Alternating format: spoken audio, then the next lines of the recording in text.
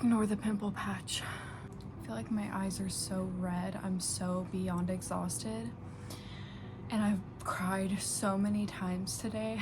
I tried to put Montgomery in his 0 to 3 month outfits and they just were not fitting. I tried to put him in like 4 0 to 3 month outfits and they were not fitting. I finally grasped what was happening and I had to put his 0 to 3 month clothes away and get out all the 3 to 6 month, which I just am not prepared for because he's only 2 months old. And 2 months ago he was 4 pounds 3 ounces at his lowest. He has almost quadrupled his weight in 2 months. 2 months of breastfeeding, that's what it does. Bottle feeding would have done the exact same thing, but we're talking about breastfeeding in this really quick. So I was filming a few days ago, well I guess more like a week ago now, because I have not slept for the past 3 days, so I've not filmed in like 4 or 5 days I think, because I had a migraine and then I did not get sleep for 3 days. He was up all night. He is a very colicky baby. Both of my babies have been very colicky. But I'm gonna put that vlog footage at the end of this because I know a lot of people are just gonna be, what is that? I know some people are just gonna be coming here for my IUD experience, and I was just gonna make it part of the vlog, but then I realized that a lot of people don't really like watching vlogs, so I'm gonna put this at the beginning and then the vlog footage from a week ago at the end. So I knew I wanted to get an IUD in after my second baby. He was not planned. My first one was also not planned. They were happy surprises. And I knew I wanted to get an IUD in after my second one. I was just contemplating on whether to do it 6 weeks postpartum or right after birth. And I had a few questions beforehand because I am 21 years old. I just had my second baby from my second pregnancy. I'm very lucky with that. I turned 22 in 2 days. So I just knew I wanted to get an IUD in. At most, like if I'm lucky, I have 20 years of fertility left. I can wait a little bit. I want more, like I want 14 of them right now. I want more right now, but I don't need more right now, and I need to focus on the 2 that I have, and I have ample time to have more children.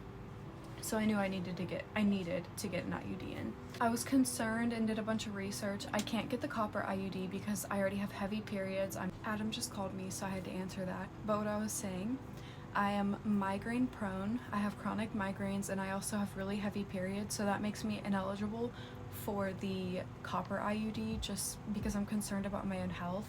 I also cannot do the birth control pill because I have chronic migraines, which makes it like I could have a mini stroke or a stroke because of the chronic migraines, something to do with the birth control pill. I was always told I cannot do that. So that left me with the hormonal IUD. I've gotten the depot shot before, absolutely hated it. Don't want to have an appointment every 3 months and have a little crystal in my butt, and it just hurts so bad. Also, Cheyenne had the Nexplanon in the arm and she had a really bad time with that, and I had watched her go through it. I just didn't want it. So that left me with the hormonal IUD. And it was also nice knowing that I could just leave it in for 8 years if I wanted to.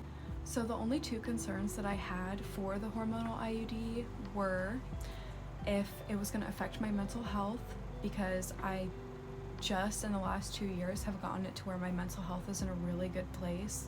The only thing that I struggle with is anxiety, and I have hydroxyzine, which I take every time before I leave the house to combat that, because it's just around other people or just being in the car. There's certain things that kind of trigger me to have really bad anxiety, and I have that under control. So I don't want to take something or have something in my body that's just gonna drop or that's just gonna decline my mental health when I don't need that. I don't need that with 2 children for my mental health to just take a downward spiral. So my second concern was about it falling out, because I was debating on whether to do it right after I gave birth or at my 6-week appointment. And I know that for me, I gave birth vaginally twice, this most recent time also without an epidural. So I was just in a lot of pain, and you dilate to a 10.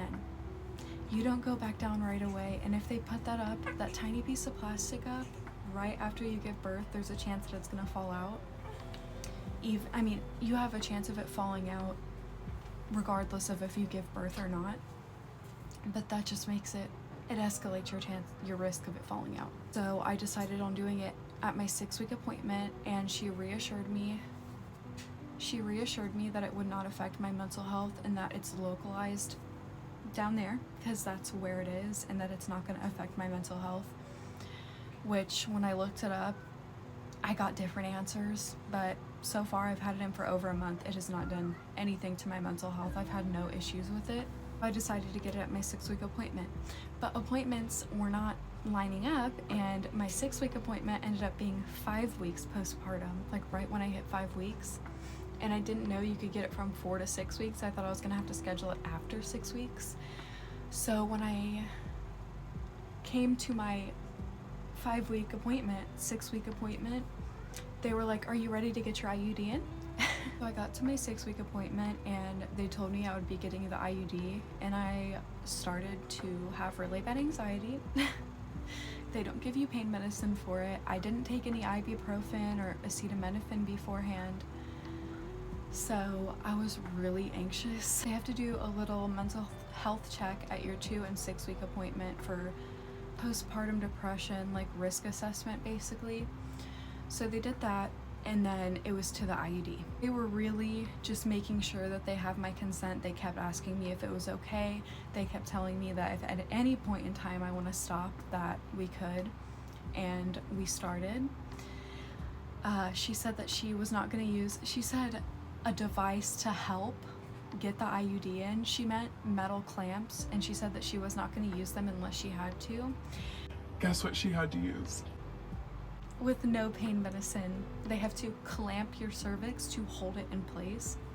So first, they put the little speculum, I was trying to say speculum, thing in. I don't remember what it's called. First, they put the little expanding thing in. I don't remember what it's called. I'll put the name in for it.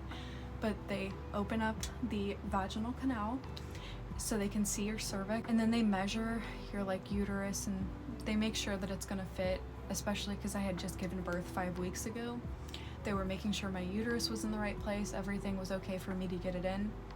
After she did the little measurement thing, which she said was gonna be one of the more painful parts, which I literally did not feel, she asked me again if I was okay and had my consent to move forward. And she tried to get it in. It honestly really wasn't that painful, but my uterus started like closing, which my uterus started like going down, but that's not really what was happening. My cervix kept pushing up and my cervix wouldn't stay in place. So she said she had to use the device. I knew what she was talking about because of course I did my research before getting an IUD and how painful it was going to be, what they had to do for it. Some doctors elect to use the clamps, period. It doesn't matter. They won't try to do it without it. But she did try. My cervix kept moving up, and it was like just closing it up so the IUD wouldn't have fit. She didn't want to tear anything. And she put the device, the clamps up, clamped my cervix in place, and oh my god, I almost cried. It was so painful. It was nowhere near giving birth naturally, but it was so painful, and I understand how it could be traumatizing to someone who hasn't given birth, but I gave birth naturally 5 weeks before that, so I'm fine. I definitely see how it could be very traumatizing to someone who has not had that painful of an experience, because your cervix is one of the more painful places on your body to have even touched. Doing the finger cervix checks for birth, having it clamped in place with a metal object, they clamp it on like it is squeezing your cervix, and she put the IUD in, and I did not get relief until she unclamped it from my cervix. That was the most painful part, was the clamps. That's what it was like getting an IUD placed 5 weeks postpartum. It was really tender and really sore, and they might have to use clamps on you because you just gave birth and everything is wonky and not in place still. Your cervix might still be a little dilated. After that, she just told me that I might bleed for a while, I might not. It's different for everyone. My periods might fully go away. I have been bleeding since I got it, so I've been bleeding since I gave birth. And I had pretty bad cramping for 3 or 4 days after I got the IUD placed. It just was not a fun experience, but now I don't feel it at all.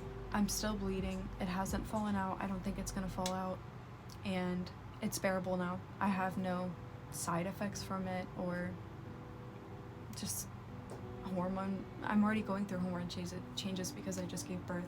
I don't feel any difference from getting the IUD versus not having it.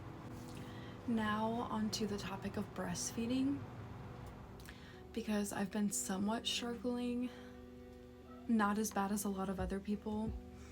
When I first gave birth, I had a lot of colostrum. I had an oversupply of colostrum, which turned into an extreme oversupply of milk. I can't even put into words how giant my boobs got. And right when my milk came in, I was getting so many clogged ducts, but it was only in my right boob. It was just like rock hard at the bottom, and you could feel the lumps. Heating pads, hot showers, rubbing it out. Oh my god, it was so excruciating. Having clogged ducts is so painful, and you have to rub them out, and you have to get it out. You have to get the clogs out, or it could turn into mastitis, which you don't want a painful infection. And you'll have to take antibiotics for mastitis. Filled the freezer with milk, and then I slowly stopped pumping as much so my milk supply would go down. I didn't need that much milk to feed a 4-pound baby, and I still produce enough to feed him now. I still have more than enough, but the only problem is that the boob that I got all of the clogged ducts in, something happened. I don't know what happened. I'm eating enough. Weight loss is another thing I've been struggling with because of breastfeeding, understandably. But the boob that I had all of the clogged ducts in now does not produce nearly as much as the other boob. This one it fills constantly. If he needs more milk and this boob is empty, this one just keeps refilling. But this one, it even looks different. No milk fills on one side. This boob will get round on both sides, and this boob just gets round on this side. It's like the ducts on this side don't fill, like they stopped working because of the clogged ducts. I don't really know what happened because they were both the same size when I had the oversupply, but the one that had all of the clogs just is a lot smaller than the other one now, which I really don't care. They're both going to be the same size when I'm not breastfeeding anymore, which I'm going to stop at 12 months. I'm already 2 months down, 10 months to go. Also with breastfeeding comes a baby that's hungry 24/7. Breast milk goes through their digestive system a lot quicker than formula. Formula is thicker and heavier on the belly, and they sleep for longer period of times. I have a ravenous rabid raccoon. He never stops eating. Never, ever, ever stops eating. I'm surprised I can even sit down and film for this period of time. He's already starting to fuss. But he never stops eating. He has gained so much weight, but he is still so colicky. My first baby, Oswald, I breastfed for the first 6 weeks. I had a freezer stash, so he had breast milk for the first 7 weeks of his life. And then as soon as I switched him to formula, he became a completely different baby. I only got 2 hours of sleep a night for the first 7 weeks of his life. And then as soon as I switched him to formula, he slept through the night. He was so colicky and gassy and would just scream for hours on end on breast milk. And now I'm having the exact same problem with Monty. Barely ever get a 3-hour span where I don't have to wake up and breastfeed him. And it's definitely a lot. It's definitely a full-time job on top of having a toddler, keeping an entire house clean, and cooking 3 meals a day, but also having time for self-care, which means showering, just showering. I barely ever shave. The only other thing that I do is film. I've not painted since before I gave birth. Filming is the only thing I have a little extra spare time for. breastfeeding is just something else. And my mom only breastfed my first brother. There's 3 of us. I'm the youngest. She only breastfed him, and it was for 6 months. And she said that he was the only baby of hers that was colicky. Me and my other brother, who were formula fed, were not colicky at all. Just her breastfed baby, which I don't know, does anyone else here, have your breastfed babies been super colicky? Like, I don't know. I don't know if it's because of the breastfeeding. I don't know if it's something that I'm eating. I have cut out all spicy food, and with Ozzy, I was not consuming caffeine when I was breastfeeding, but this one I have. There's just been no difference. Yeah, breastfeeding is the only thing that's been a little bit of a struggle recently because it takes up so much of my time. That's like the only inconvenient part of it. I don't drink. Like, there's not really, it doesn't stop me from doing anything or going out in public or anything, besides just like the lack of time that I have to clean and make myself food. And I guess weight loss. I have to eat enough and drink enough fluids so I can keep producing milk. And I have been struggling, like very much struggling. I just dipped down under 170 pounds. I think I'm like 169 pounds right now. Yeah, I've definitely just been struggling with the weight loss, even though I eat so healthy. I want him to get as much nutrients as possible. I take my postnatal vitamins, I eat super healthy, but I still am just not losing weight like I thought I was going to, like I did with Ozzy. It is March 19th. I think it's a Wednesday. It might be a Tuesday. I'm just cooking lunch with Ozzy right now. It's super gloomy and really windy outside. I think it's gonna storm later. We've already been getting tornado warnings here in Ohio. But I'm making some spinach and chicken with broccoli and rice for our lunch. It's week 2 of surviving 2 and under. As a stay-at-home mom, alone. I didn't even know that this was open. Mommy, look at me. I'm cooking me and Ozzy lunch. We moved the pantry out of here and put the dining table in here. I like the way it looks. It's honestly nowhere near as like hard as I thought it was gonna be. It's definitely challenging having 2 kids with 2 separate needs, full-time breastfeeding, and having to cook 3 meals a day for my toddler. It's just a lot, but I finally just got done with all of the cleaning. Like, it's all caught up, all the dishes are caught up with and put away, all the laundry is caught up with and put away. Just everything's clean now, and that was like a weight off my shoulders because it was messy for the first like month and a half, but I just had a freaking newborn. Definitely justified. It wasn't dirty, it's just messy. Everything stopped being caught up with at 34 weeks pregnant when I found out there was something wrong. Everything kind of just went to shit from there. We were just really stressed until I gave birth at 36 weeks, so it's definitely very relieving having everything caught up with now. I've just been so busy. I have not filmed in a week now. I've just been so beyond busy. And I've just been focusing on getting this house fully cleaned, which it is now. So we also got a new bed. That's what the majority of our tax return went to, was a Tempur-Pedic bed and a washer and stuff for our kids, diapers, groceries. My 22nd birthday is this month, but I'm honestly more excited about it being 4 years sober. I'm gonna be 4 years sober this month. Our food is done. I'm gonna plate this and eat with Ozzy before Monty wakes up. And I will just cut in when I have more important things to say and when I'm doing something a little more interesting, because I do want to talk about getting an IUD 5 months postpartum and breastfeeding, because things have been a struggle. Like this time around has been so much harder and harder on my body. After I gave birth to Ozzy, I did not need another Tums until I got pregnant with Monty, and I have taken almost an entire bottle of Tums in the past almost 2 months since giving birth to Monty. My body is not going back to the way it was as quick. Just everything's just a little bit different. So we're gonna talk about that soon. What are you saying? I will eat your lunch, y'all. You can have some. Yours is right here though. He loves these pig plates. We need to, or animal plates from Walmart. We need to get some reusable, like washable ones, because I hate just using them once and throwing them away. Are you taking my food? I have a baby attached to one boob and a hawk attached to the other. Boy. Look at that baby.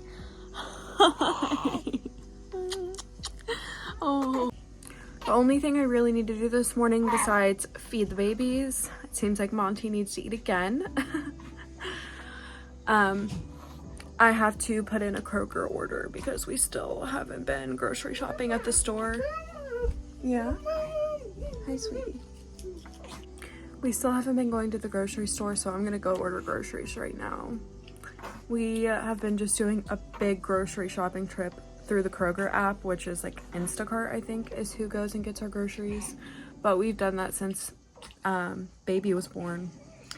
Because we were supposed to go to the grocery store a few days after I had to go get induced. Didn't know I was going to be induced that early. So we did not have a lot in the fridge, so we had to start ordering groceries, and it's a lot more convenient. And it's honestly not that bad. It's like probably like an extra $20, and that's really not terrible. My haka just fell off and spilled on me. And I was just about to say how the mornings are the most eventful, and when I just have to go, and then the rest of the day just goes so smooth. Mornings are eventful. My haka just spilled on me. I just got out of the shower. Someone's gonna be 2 months old tomorrow. You're getting so big. Look at that big little chunk. Look at the big little chunk. Look at my big baby. Look at my big baby. Look at my big baby. Why? I got they on down. You want down and you want to take my phone? You just asked for up. You just asked for up. I found someone. What is that? What is? Why do you want down with my phone? Did I want to walk away from it?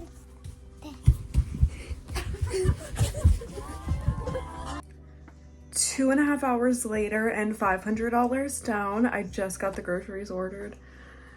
I'm nervous to have them delivered while Adam's not here because he usually goes out and helps them, like carry them. So I think I'm gonna have to do that, but I can't leave a toddler and a newborn in the house alone. So I'm gonna have to just wait at the door, and I don't know what I can do. But I need to clean out my refrigerator now, so I have enough room for all of these groceries because I ordered way too much.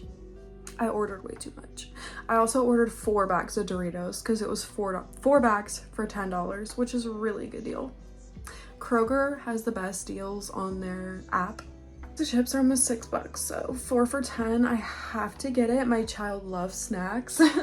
I'm gonna make a whole chicken tonight, a whole chicken roast with carrots and potatoes. So I got the stuff for that, rosemary, lemon, onion, all the seasonings, butter, what have you for that, and just a whole lot of other stuff. I need to make another video of what I cook in a week because I cook from home. Filming makes me miss Cheyenne so much. It's like consuming a lot of the time. Let's not talk about this. Jenny just started shopping. Yay! Someone's getting my groceries now. Look at this, Ozzy. Oh my god, let me show you this. We have Ozzy an oil pastel kit. We got it for Christmas. Santa got it. He was in his room drawing on his easel and he said, look, I drew a dinosaur. Look at this. It literally looks like a triceratops with the horn and then the back and the tail and the little legs and the body. Look at this. Honey, you did such a good job. Do you see your drawing? Mm-hmm. What is it? A triceratops. I knew it. It does look like a triceratops. You're so smart. Mommy, You're so beautiful. Mommy, look at on your phone. Look on my phone? Mm-hmm. You're so cute. Can I see your skeleton shirt? Santa got him this too. His skeleton shirt. You're so cute. Oh my gosh. Carrying all this in by myself was not fun. I have the raw chicken up there. Oh my god. Insane. Oh my god. It's freaking almost 4 p.m. and I'm finally done getting the kitchen, like all the groceries put away and the kitchen cleaned up. There's just a little bit of dishes in the sink because I just popped the whole chicken and the stuff in the oven. Oh my god.